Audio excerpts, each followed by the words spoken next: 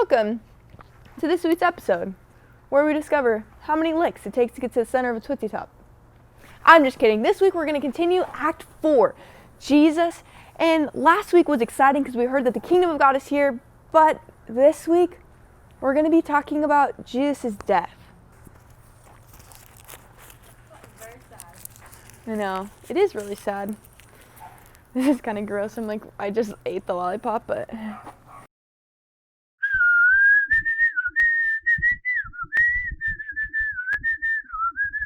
Bible. So last week we talked about Jesus' life and ministry. Jesus came to proclaim that the kingdom of God is here. This new age was going to be ushered in. This messianic age, this enacting of God's rescue plan. Jesus came to fix the broken reality, and his life and ministry was a proclamation that the kingdom of God is here. So, remember last week when I talked about how some people weren't super stoked about Jesus proclaiming that the kingdom of God is here? Well, they weren't super stoked because Jesus wasn't what they expected. And, when I get something I don't expect, like if my avocado toast is too burnt or if my friend is a little different than I want them to be, I don't get too upset. But Jesus came proclaiming something radical. He proclaimed that he was God, Yahweh, the God of the people of Israel in human flesh.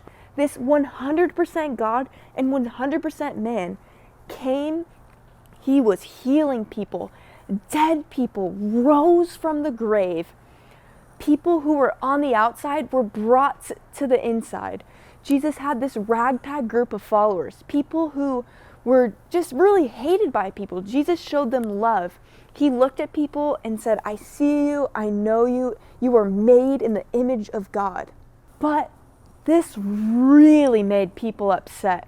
So upset that people were plotting to kill Jesus. The gospel accounts, as they record Jesus' life, they follow his birth, his baptism, his period of ministry, and the last chapters of the 4 gospels record the events leading up to Jesus dying on the cross. First, there was actually a lot of plots to kill Jesus throughout his life and ministry, but when the Passover came, that's when things got real.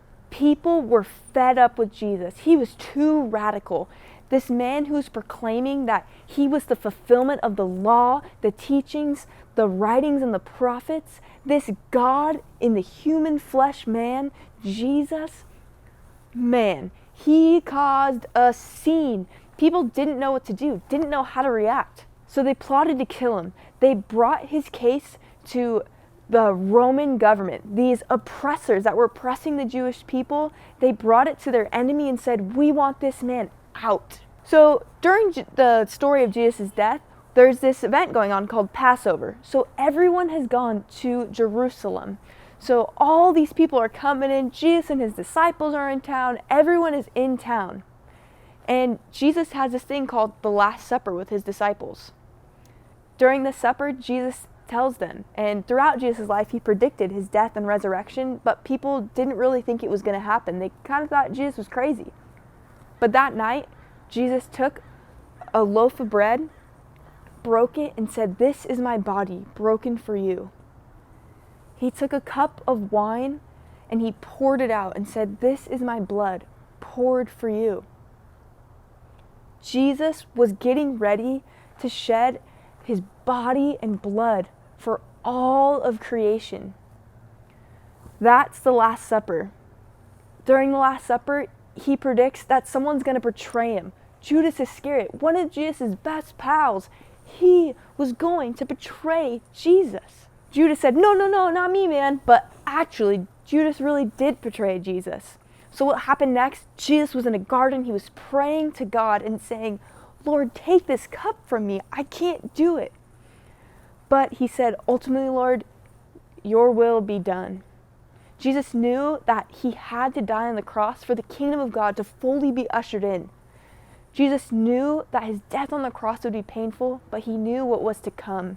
In the garden, as Jesus is crying out to God, his disciples who are supposed to watch guard, those homies fell asleep. I mean, come on, how hard is it to stay up?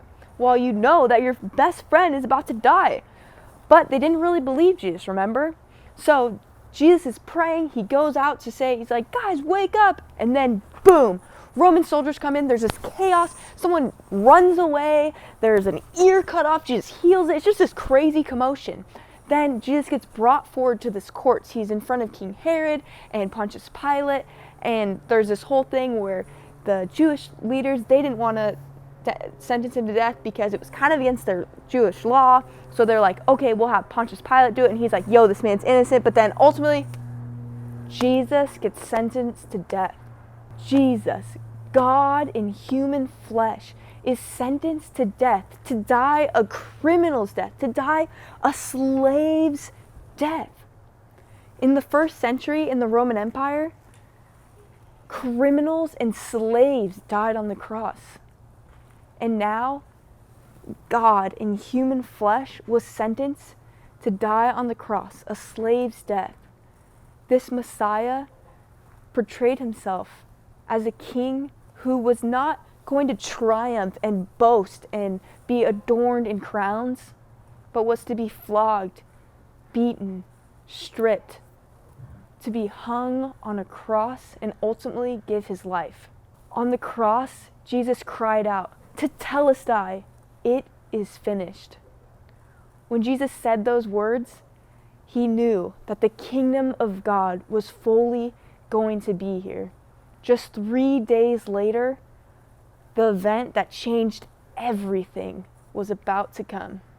So this is kind of a sad ending, right? We just talked about Jesus' birth, and we talked about Jesus' life and ministry, and in this episode we talked about what led to Jesus' death. Jesus hung suspended on the cross between two realities. On one hand, Jesus was acknowledging the broken reality. He knew that there was sickness, that people still died, that there's still natural disasters, that sin is still relevant, that we are separated from God. But in the other hand, Jesus was pulling in this new reality. He was coming to rescue the world, to redeem all of creation, to make all things new. That is exciting, and we want that, but we also need to remember the death on the cross.